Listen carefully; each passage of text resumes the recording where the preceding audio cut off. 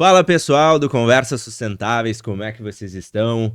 Estamos chegando próximo do final do ano e com mais um episódio para vocês aqui. A gente vai falar sobre soluções baseadas na natureza. Quem já ouviu falar disso? Acredito que muitos de vocês já ouviram, né? Porque a galera, o nosso público é bem qualificado, mas vamos destrinchar um pouco mais, né? Aqui com a Marluza. E ano que vem, né, a gente tá criando algumas novidades, então continuem acompanhando o nosso podcast, porque vai ter muita coisa legal no próximo ano. Vocês podem também acompanhar também através da nossa plataforma lá do Conversas Sustentáveis, ou também aqui no YouTube, né, e Spotify. Marluza, por favor, te apresenta pra galera aí. Antes de começar o papo, né? A gente gosta de saber quem é a pessoa física, né? Pô, por que a Malusa vai falar de soluções baseadas na natureza? Como é que chegou até aqui? Então, seja muito bem-vinda. É o nosso primeiro episódio, mas a Malusa gravou o webinar também pra gente sobre o mesmo tema. Podem acompanhar lá. Agora é contigo, te apresenta aí pra nossa audiência. Então, olá, pessoal. É um enorme prazer estar aqui com vocês, falar sobre soluções baseadas na natureza, que é uma paixão minha.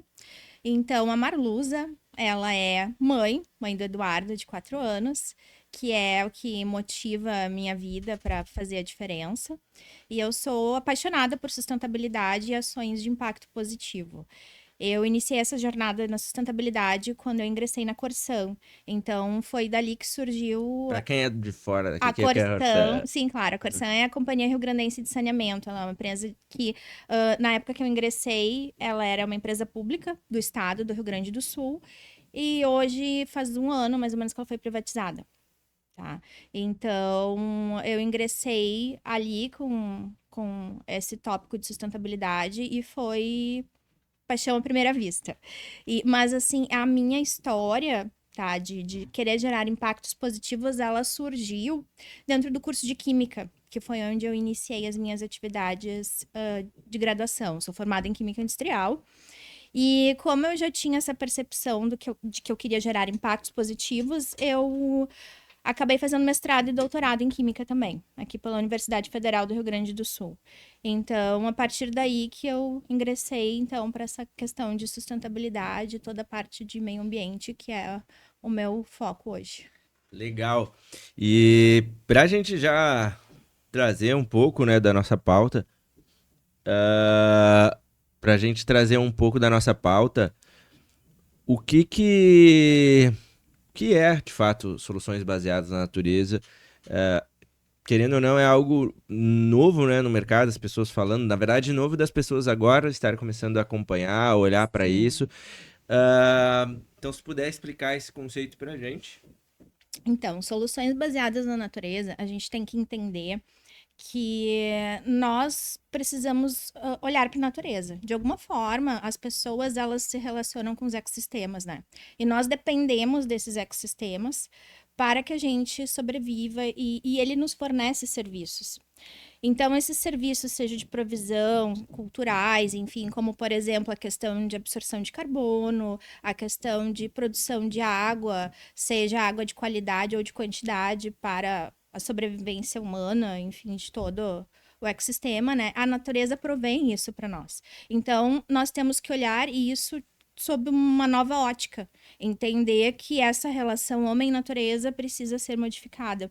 E dentro desse aspecto, desses serviços que o ecossistema presta para a gente tem as soluções baseadas na natureza. Então, a gente olha para esses serviços e olha para toda essa complexidade que é a natureza para que a gente mimetize, para que a gente utilize da melhor forma possível as questões da natureza e da nossa adaptação enquanto pessoas dentro desse ecossistema para que a gente continue tendo essa questão da sustentabilidade, que é exercer as atividades que a gente exerce hoje, tendo condições de que as próximas gerações também tenham essa mesma possibilidade, né? Para a gente tangibilizar, que o Brasil pode contribuir com isso?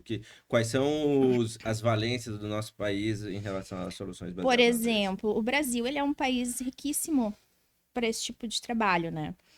Nós temos um dos maiores potenciais de implementação de soluções baseadas na natureza justamente em decorrência, seja da Amazônia, de todo o sistema do ecossistema brasileiro como um todo, né? O que que acontece? A gente pode atuar de várias frentes, tudo vai depender do objetivo que a gente quer. Por exemplo, a Amazônia, ela é um forte potencial para a produção de água. A gente está enfrentando problemas hoje na Amazônia, né? A gente sabe que a gente precisa começar a atuar nesse sentido, tanto com relação ao desmatamento quanto relação de escassez hídrica dentro da Amazônia, né? E um outro ponto que eu também trago que é muito crítico é a questão da qualidade hídrica dentro da Amazônia por causa, em decorrência da mineração ilegal. Uhum. Tá. Então, essa questão do garimpo ali, ela também prejudica a qualidade da água. Então, como que a gente pode trabalhar? Trabalhar no sentido de fomentar a recuperação e a preservação da natureza, porque ela consegue fornecer esses serviços que a gente precisa, seja de qualidade hídrica, disponibilidade hídrica, seja de absorção de carbono, ou para trabalhar em questões específicas com, por exemplo, abelhas, com polinização de algumas espécies específicas, e cada bioma vai ter a sua característica. Por exemplo, aqui no Rio Grande do Sul, o litoral nosso, ele tem uma característica distinta, por exemplo, de outras regiões, do Pampa, enfim. Então, cada região ela tem características especiais que a gente pode trabalhar. Ah, entendi. Ah, e nosso público, ele é bem, bem, majoritariamente são executivos, empresários que Uhum. acompanham, né? Para as empresas, como é que isso a gente está falando de algo que é mais voltado para o poder público que tem que tomar ações, né, para isso, ou as empresas elas também têm um têm oportunidades para ela, né? Porque a grande parte dos empresários eles querem saber, beleza, como eu posso gerar negócios a partir disso, ou o quanto o meu negócio pode estar em xeque por não olhar para isso, né? Claro. Então, isso tem muito viés ESG, né? Então, quando a gente fala de soluções baseadas na natureza, ele vem justamente ao encontro de nós termos soluções para reduzir e mitigar os riscos, por exemplo, da materialidade. Um exemplo, tá? Mas qualquer risco, estando ele dentro da materialidade ou não. Então, dentro das organizações é interessante a percepção de que a organização ela está dentro de um ecossistema. Uhum. Então, qual é o ecossistema que essa organização está? O que que esse ecossistema provém para essa organização? Qual é a pegada hídrica, a pegada de carbono dessa empresa? Então, a partir disso, claro, também a partir da Tem materialidade. algum exemplo de alguma empresa que trabalha bem isso já, ou que já vem trabalhando? Bom, no caso foi onde eu criei a minha paixão por soluções baseadas na natureza, aqui dentro da Corção. É um exemplo em que eles utilizam como instrumento o pagamento por serviços ambientais. Então, consiste em preservar e reconstituir nascentes e matas ciliares a montante dos pontos de captação. Então, tu tens uma melhor qualidade e disponibilidade hídrica nos pontos de captação. Então, eles pagam para os produtores terem práticas adequadas, seja dentro da agricultura, manejo, uso de E solo. como a empresa rentabiliza com isso? A questão é que, assim, Onde é que ela enxerga na ponta isso, tá? Eu entendo que daí ela é bom para pros, né, pro que ela tá fazendo, melhor qualidade, mas ela consegue gerar um valor agregado? sim, porque o que que acontece? A água que daí ela vai captar, ela vai ter um menor consumo de insumos para tratar aquela água, porque ela vai ter uma qualidade maior. Ela Perfeito. vai gerar menos lodo do tratamento, então ela vai ter um menor custo de disponibilidade de lodo. E num sistema muito mais complexo em que nada disso é feito, normalmente precisa trabalhar em obras de engenharia para ampliar a estação de tratamento, enfim, Então, para conseguir se tratar aquela água com qualidade ruim de forma adequada para atender a população. sim, nesse caso eles têm uma melhor eficiência e uma redução de custos. Exatamente. Mas E claro, consegue tangibilidade, tipo, representa X%, ou tem como... é que vai depender do manancial. Mas, por exemplo, a Fundação Boticário, ela já tem diversos trabalhos, até aqui em Santa Catarina. Eu, inclusive, falei disso na apresentação ali do webinar. E eles relacionam a questão de retorno de investimento que conseguiram, quanto que economizaram em 2 estações de tratamento daquele local. E é muito bacana porque eles também identificaram que sai muito mais econômico tu preservar do que tu recuperar. Perfeito. Então a gente vem numa linha completamente de encontro ao. No quartel a gente dizia que se a cabeça não pensa, o corpo padece. Que é justamente o retrabalho dá muito mais É, trabalho na vida, né? e assim é engraçado, engraçado não, né? Mas é estranho essa percepção que a gente tem hoje de negócios e que precisa virar a chave, porque na década de 70, por exemplo, se recebia financiamento para alterar os cursos dos rios. Então hoje se recupera os matas ciliares desses sistemas que foram modificados porque eles não são eficientes para que a gente consiga manter as nossas atividades de forma sustentável, né? Claro. Então, são diversos vieses, assim. E, claro, existem diversos outros tipos de serviços ecossistêmicos ou soluções baseadas na natureza, né? A gente está falando aqui desse viés mais campo, rural, enfim, mas a gente também precisa falar de soluções baseadas na natureza dentro da cidade, né? Então, qualquer interferência dentro dos ciclos da natureza, entende? A Uhum. gente pode ter impactos positivos. E trazendo isso, assim, eu sempre dou o caso da Europa, porque a Europa é muito mais madura que acho que grande parte dos países, né? Ela tem uma visão sobre sustentabilidade já mais evoluída. E os 3 pilares lá que a gente bate, né? Inclusive a gente terá uma missão agora em 2025 para a Europa, que é educação, inovação e poder público. Qual é o papel do poder público para que isso aconteça aqui? Vamos falar de Brasil, assim, o ou isso pode ser guiado simplesmente pela parte privada? Eu acho que é importante, muito importante, porque o setor privado ele pode impulsionar esse movimento. A partir do momento que a alta liderança ela consegue compreender a real importância para o negócio. O fato é tão simples que hoje a gente fala em dupla materialidade, que é também avaliar o impacto do meio na organização. Então, se tu avalia o impacto do meio na organização, é interessante que tu também tenha ações, né, no meio para mitigar ou reduzir esses possíveis impactos. Uhum, Então, é muito importante, no entanto, é necessário que se tenham instrumentos regulatórios adequados para isso, uhum, né? Então, a gente parte daquele princípio poluidor pagador, uhum, que é onde tu compensa, onde tu gera o impacto, tu vai lá, tu planta árvores, enfim, e a gente passa a olhar para esse princípio, por exemplo, pagador-recebedor, que é de um pagamento por serviço ambiental. Então, tu tem um viés diferente, mas tu precisa ter segurança jurídica para fazer isso. E aí entendi. que vem a importância do poder público. E não só nessa esfera, né, mas também para trabalhar em questões urbanísticas dentro das cidades, para evitar situações catastróficas de, por exemplo, alagamentos, enfim, e outras questões relevantes para que a gente mantenha uma qualidade de vida. É, gente. E aí entra o ponto da maturidade, né? Porque para chegar no poder público, a gente tem que entender que isso é uma pauta séria e que não tem volta. A gente teve agora a, a oficialização do mercado regular de carbono, mostra que é um Exatamente. passo, né? Embora esteja sendo discutido que tinha que estar isso, tem que ser, mas pelo menos é um passo, É o né? início. É um início. E, que nem eu disse lá nos casos da Europa, não existe a sustentabilidade se não tiver esses 3 alinhados, né? Se não tiver um nível de maturidade, através da educação, de conscientização, se não tiver inovação e se não tiver alinhado com o poder público.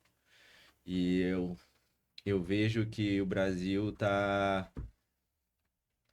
ainda, assim como algumas nações, né? Não só nós, mas falando do Brasil, a gente ainda tá engatinhando nessa pauta, né? Enquanto a gente tem. Eu olho sempre pelo copo cheio, né? A gente tem uma oportunidade muito boa nas mãos. Muito, muito, muito mesmo. E, e eu acho que isso gera uma oportunidade para gente aqui de negócios, gera oportunidade econômica para a população de uma maneira geral. E como é que tu acha, assim, como é que tu tá vendo essa questão ah, política mesmo em relação à sustentabilidade hoje no país e o que que tu enxerga nos próximos anos referente a essa pauta, assim? Eu tenho percebido que tem evoluído muito, principalmente em decorrência das situações, dos eventos climáticos que a gente teve, por exemplo, aqui no Rio Grande do Sul, ele é um exemplo. E é muito bacana a- o nosso governo que ele trouxe a capacitação técnica que existe para discutir. Então, assim, a gente está falando de políticas públicas, de ajustes técnicos dentro das políticas públicas, o que é muito importante dentro da sustentabilidade, né? A gente não trata de abraçar a árvore, a gente está falando de assunto sério, né? A gente está falando Eu acho que essa é uma das. Tem que desmistificar isso, né? Porque a exatamente. grande parte das pessoas acha que falar de sustentabilidade é justamente abraçar a árvore. Uhum. Onde é que eu estava ontem, que eu estava numa reunião que justamente um indivíduo ele perguntou: ah, velho, que para mim a sustentabilidade é, primeiro, é pagar para algo de responsabilidade social, ganha, perde. E o pessoal que quer que a gente plante árvore e fique abraçando todo mundo na empresa. Eu falei, cara, não. Então, assim, o que que eu vejo, sabe? Dentro dessa questão, né? É muito relevante, mas, assim, a gente precisa ir além disso, olhar ter a visão holística da coisa, né? Que a soma das partes, ela é mais do que o todo, né?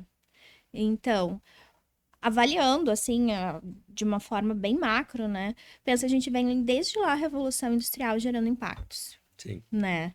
Então, assim, a gente chegou recentemente, sei lá, década de 70, a teoria da firma, e é onde visa lucro, Uhum. né? Então, essa virada de chave, ela precisa ser muito rápida para que a gente alcance esses resultados. E daí chega a teoria de stakeholders, que fala que tu precisa olhar para todas as partes interessadas, fala que tu precisa entregar valor e que o valor ele gera lucro. Então, essa virada de chave que precisa ocorrer, porque ainda muitas pessoas não têm essa percepção, né? Muitas pessoas da alta liderança, que é o que de fato vai fazer esse movimento, né? E um outro ponto muito importante, né? Aquilo que eu disse lá no início, as organizações são pessoas. São pessoas e o que nós somos, seja em casa, enfim, também vai ser no trabalho.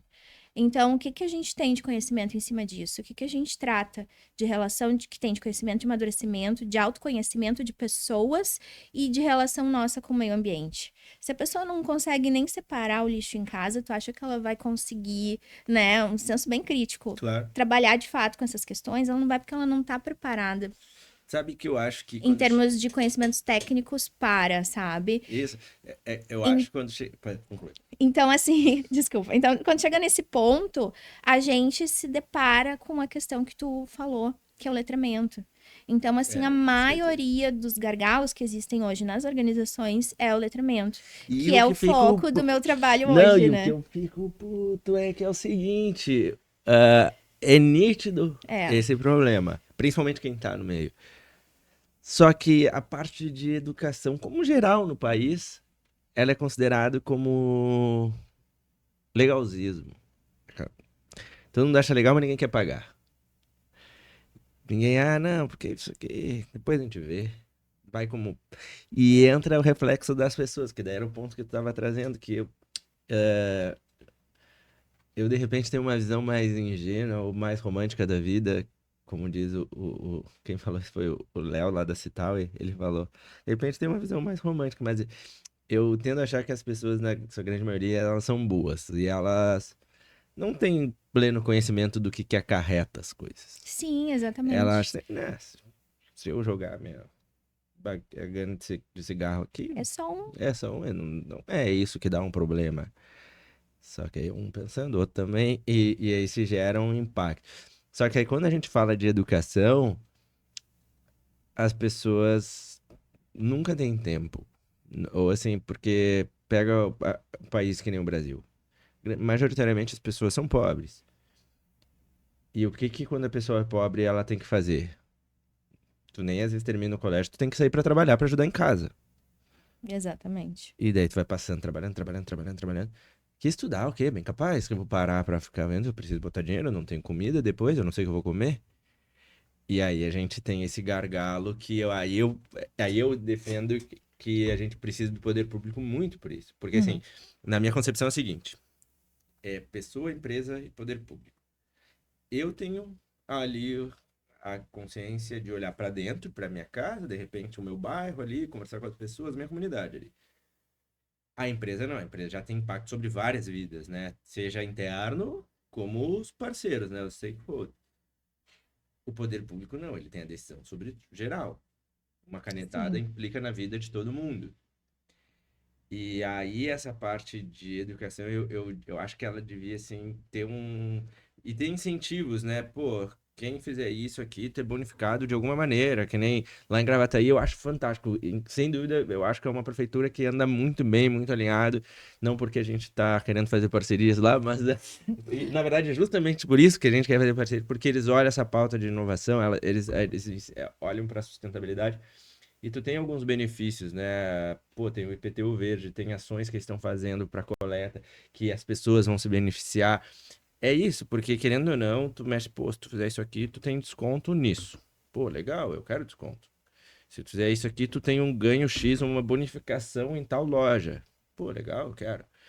E eu acho que a gente precisa trabalhar incentivando, né? Assim como a gente diz que ah, a gente sente a dor no bolso, né? A gente também pode beneficiar isso pelo bolso das pessoas, né? Exatamente. Acho Que que são incentivos fiscais que o governo pode fornecer para as pessoas, por né? exemplo, aqui em Porto Alegre, tu tem um desconto, por exemplo, no IPTU verde de até 10%, né? Por ações que tu faça. Em Gravataí é 30%, Uhum. bem agressiva. E eles estão olhando muito para essa pauta de sustentabilidade, como que a gente chega nas pessoas, né? Na pessoa física, no caso, né? Então, eu acho que a gente trabalhar essa pauta aqui, e principalmente para quem está aqui acompanhando, está querendo fazer uma transição de carreira, tem uma grande oportunidade de mercado também É. surgindo. E assim, Wagner, sabe que a minha preocupação sobre a questão, o que tu chama de educação, eu falo de letramento, né? Uhum. Eu acho muito importante, porque as organizações precisam trabalhar com isso. Elas precisam entender como a liderança e todo o escopo de colaboradores dela A Conversas entende Sustentáveis tem isso, pessoal. essa questão, né? Porque é muito importante, porque são eles que vão liderar as decisões, vão tomar as decisões, são eles que vão encabeçar projetos que são significativamente importantes, né? Para gerar impacto positivo para o negócio. Então, eles precisam desse letramento. E é claro, a gente está falando da nossa geração que hoje está empregada, só que a gente não pode deixar essa lacuna acontecer. Então, a gente tem que trabalhar desde a educação básica.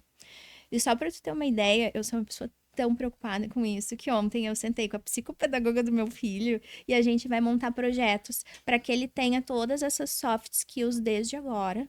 Então, eu em casa, porque eu sei que na escola ele não vai ter, eu vou trabalhar soft skills, por exemplo, que ele entenda os objetivos do desenvolvimento sustentável, como ele precisa contribuir com a sociedade frente a isso, para que ele entenda as coisas de uma visão mais macro. Então, a minha paixão ela é tão grande sobre essa temática que eu vou começar a fazer isso, inclusive, com o meu filho. E eu acho que essa questão de letramento, de educação, ela tem que já iniciar na base, entendeu? Preparar, capacitar professores, né? Porque a gente precisa parar de falar em ensinar e começar a trabalhar com aprendizado, né? Então, mudar esse viés, fazer A, com que as a, pessoas adquiram os que chamam de soft skills, né? As crianças, enfim, para que a gente realmente tenha esse impacto positivo. E essa virada de chave, ela precisa ser muito não, rápida, porque os problemas já estão aqui batendo na nossa porta, e né? a gente está participando de um programa com a prefeitura que é o Cidades Resilientes, né? Que veio partindo ali pós-calamidade que ocorreu de algumas ações. Então, eu espero que evolua aqui com a Prefeitura de Porto Alegre justamente isso, para a gente trabalhar a educação para que chegue nas pessoas, né? para que saia do legalzismo e vá para algo efetivo, porque tudo isso que a gente está falando, parece que a gente fugiu do tema, mas não fugiu. Não, a A gente gente não fugiu.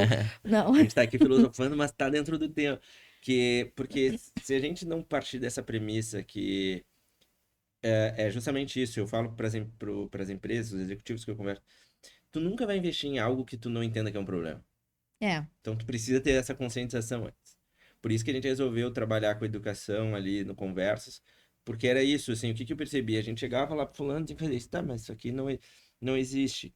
E aí eu lembro que quando eu comecei no setor de energia, lá com energia solar inicialmente, meados de 2015, eu queria vender energia solar, bababá, bababá, cheio de teoria, muito lindo, e não vendia.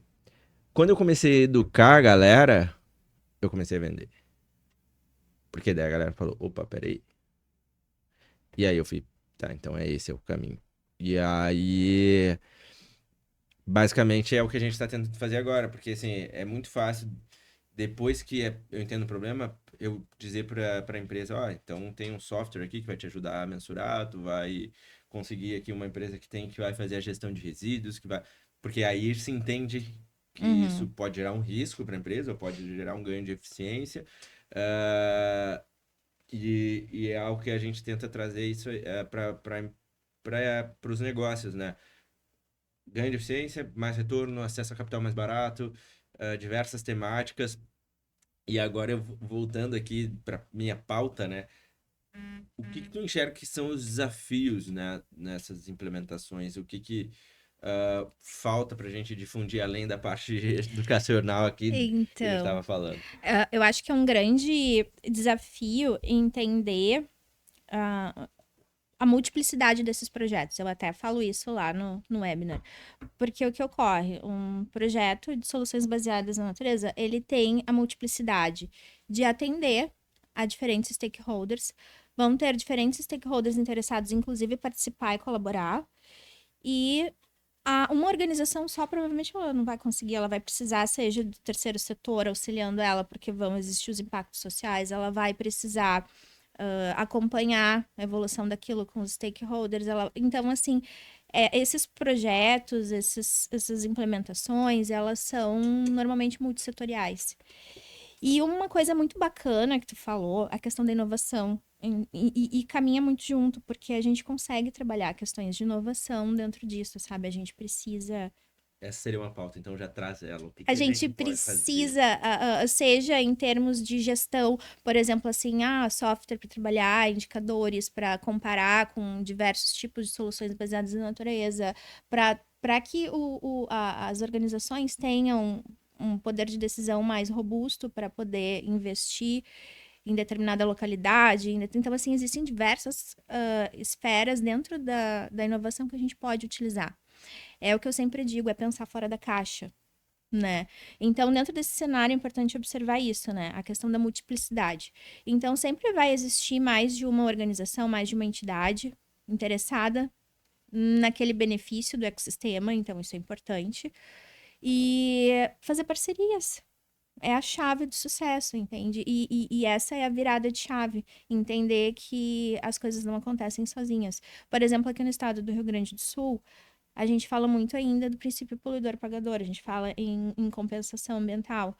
Então, é possível também fazer projetos específicos, ao invés de fazer compensação ambiental, fazer projetos com soluções baseadas na natureza para que se tenha resultados de impacto positivo. Então, existem várias soluções em termos de organização que se podem ser feitas, né? Então, é justamente o ponto do letramento e da quebra de paradigmas, né? E um outro aspecto muito interessante é que já existem muitos projetos executados e com resultados de retorno de investimento, de o que é mais benéfico. Então, assim, isso facilita muito Sim, a tem como fazer um tomada. benchmark disso. Tem como fazer, isso facilita muito na tomada de decisão. Porque normalmente a gente precisa defender esses projetos para enfim, né, parte financeira da empresa, enfim. Então, eles também têm essa percepção, né, do abraçar árvores, a gente precisa trazer os números, então é possível fazer isso, né? Claro. É possível. O... eu defendo muito a questão da economia colaborativa. Eu, há uns anos atrás, eu escrevi até um artigo no LinkedIn sobre isso, porque para mim era muito óbvio, assim, essa questão de como é que a gente pode defender as parcerias, como é que a gente pode criar novos negócios em conjuntos. É, o próprio ecossistema que a gente cria é justamente isso, né? A galera ali de outras áreas para poder conversar, né? E, e aí trazer soluções juntos, né? Óbvio que cada empresa tem sua estratégia e tal, mas só que quando a gente fala, por exemplo, de planeta, de uma maneira geral, a gente precisa entender que tá todo mundo no mesmo barco. Então a gente precisa, Sim. pô, o que que funciona aí que eu posso usar aqui, né? E ter colher bons resultados pro meu negócio. É, eu sei que a caráter, principalmente falando com um empreendedor, assim, ele. Cara, que eu vou parar pra falar com um cara que quando vê eu tô com uma estratégia super alinhada aqui com o meu negócio. Mas não é isso, né? É entender que vai muito além e a percepção das pessoas hoje é diferente. Antigamente, eu sempre digo que os negócios eles cresceram numa premissa que eu sei negócio, de 50 a 70, qual era o foco? Produzir, produzir, produzir, produzir, produzir. 70 a 90 era produzir, mas com qualidade. Então tinha que produzir, produzir, produzir com qualidade. Depois ali de 90 a 2010 entrou aquela frase de cliente no centro dos negócios. Então, produzir pra caramba, qualidade, olhando para o cliente. E agora a gente está numa geração que preciso produzir, preciso ter qualidade, foco no cliente, mas estar alinhado com o meio ambiente. Porque essa geração que está no mercado, gostando ou não, é a galera que vai comprar, é a galera que vai trabalhar na empresa, é a galera que vai investir. E a percepção de valor é outra. Não eu lembro que se tu conversasse assim com pessoas mais velhas, qual era a premissa quando tu entrava no trabalho? Quero trabalhar, ganhar bem, ter uma casa e um carro. Essa geração, ela não quer isso. E daí não adianta falar, mas eles não engajam. Não engajam mais pelos mesmos motivos que eram feitos antes. Porque o senso de propósito é outro. E E eu acho que a gente precisa ter uma visão dessa, assim, ó, qual é o mercado que a gente diz pro teu filho. Provavelmente o que ele vai enxergar de valor é outra coisa. A gente vai ter, por exemplo, carros autônomos. Ele não vai querer de repente ter um carro. Porque ele vai pegar, tipo, que nem Exatamente. bicicleta. Ele vai pegar uma bicicleta que vai deixar ele lá, ele vai pegar um carro que vai acompanhar ele até aquele lugar. O apego é por outras coisas. E aí entra aquela questão do senso de propósito. Por que que eu tô aqui? Fazendo. Tem um case que eu conto, assim, quem acompanha a gente há bastante tempo já tá cansado desse case, mas é verdade. Porque me marcou muito, que um camarada meu, ele foi contratar lá um rapaz e, pô, baita salário, um salário que a grande maioria das pessoas gostaria de ter. E aí ele é uma empresa de software, o cara ia ser o líder lá do projeto. E aí, pá, se gostaram da empresa, pá, pá, pá. Daí o cara falou, tá, qual é o projeto que eu encabeço? Dele, cara, a gente tá tocando um negócio pra um frigorífico, vai ter que fazer isso, tal, tal, vai ter que cuidar de tudo isso. E daí ele falou, cara, seguinte, vou ter que declinar porque eu sou vegano e não compactuo com esses negócios. Então eu prefiro não participar do projeto. E ele declinou, tipo assim, se tu olhar no Bit, ele declinou um baita salário, com baita plano de saúde, com bonificações e não sei o quê. Se eu falasse isso pro meu pai, eu tomava um tapa. Eu falei, como assim, cara? O que que tu tá. Valores, de onde é que tem essa de valores? Vai Verdade. trabalhar. Desculpa pra vagabundo. E hoje a gente tem uma questão que as empresas precisam estar olhando porque a percepção do mercado é outra, né? E aquilo que eu falo, né, voltando desse viés, as empresas, as organizações, elas são pessoas. Então, por isso que é importante olhar para isso, né? Quem são as pessoas? Tu vai definir, na verdade, a porta de entrada para execução de tudo que a alta liderança quer, ela vai ocorrer a partir do RH, porque é o RH que vai definir quem vai entrar e quem não vai entrar. Então, a gente está falando de princípios éticos, princípios morais dessas pessoas, e que, claro, elas precisam ter hoje as habilidades necessárias para entender sustentabilidade e aplicar nos seus negócios, porque a gente sabe que dentro das organizações ela vai muito além do departamento. Por isso essa questão que eu sempre falo é sair da caixinha, pensa fora, olha visão holística do negócio, sabe? Que é tudo muito maior do que as pessoas de fato estão conseguindo ver. Claro. Esse é o segredo, entende? Então, seja na implementação desses processos, seja para ter sucesso na gestão da materialidade das empresas e dos riscos envolvidos. E eu tenho essa visão, para mim as coisas acontecem nessa linha. Perfeito. Malu, a gente está se encaminhando para o final e eu gosto de pedir para o convidado dar uma dica, sei lá, de série, filme, livro, alguma coisa para quem está acompanhando aqui. O que eles podem ler, onde é que eles se informam mais? Pode ser direto sobre soluções baseadas na natureza, mas pode ser alguma pauta que conecte com isso que a gente está falando. Fale para essa câmera. Então, eu sou mais das questões técnicas, de artigos, enfim, mas eu gosto muito, por exemplo, da Fundação Boticário. Eu acho que ali tem muitas alternativas, tá? E a própria ONU, ela tem diversos materiais relacionados a isso, porque eu sou muito da leitura, né? Uhum. Então, existem muitos materiais disponibilizados hoje, inclusive com números, com indicadores, com subsídios, até para calcular o ROI de sustentabilidade de projetos. Então, isso que é importante. Hoje existem materiais acessíveis, eu acho que vale a pena olhar para isso, sabe? E ter esse mapeamento de diversos casos. E uma questão muito importante do nosso cenário atual é justamente essa questão do mercado de carbono hoje aqui no Brasil, né? Então, isso é um potencial enorme para a gente ter soluções baseadas na natureza. Então, vale a pena olhar, existem materiais técnicos na internet que facilitam as organizações a tomar esse tipo de decisão, porque isso vai ter um impacto muito positivo na gestão, por exemplo, das emissões de gás de efeito estufa das organizações. Legal. E pessoal, por hoje é só. Maruza, quero te agradecer pelo teu tempo. Se tu puder deixar os teus contatos, quem quiser conversar contigo, te encontrar. Eu tô sabendo, galera, por favor, me informe que tá rolando muito contato aí. Fulano, percebi, fui lá visitar a fábrica do outro lá, porque eu escutei o podcast, um foi convidado para ir viajar para fora do país para conhecer uma empresa. Então, assim, ó, tá aí, então é o momento da galera te achar. Como é que a galera te acha? Então, gente, eu tô com o meu LinkedIn bem ativo, me encontrem lá, Marluz Abreu, e daí a gente entra em contato. Pode ser? Show de bola. E você já sabe que o nosso é Conversas Sustentáveis em todas as redes, não tem erro, é só a gente. E querem saber mais, já vão lá no nosso ecossistema, o link tá na descrição. E semana que vem tem mais. Abraço!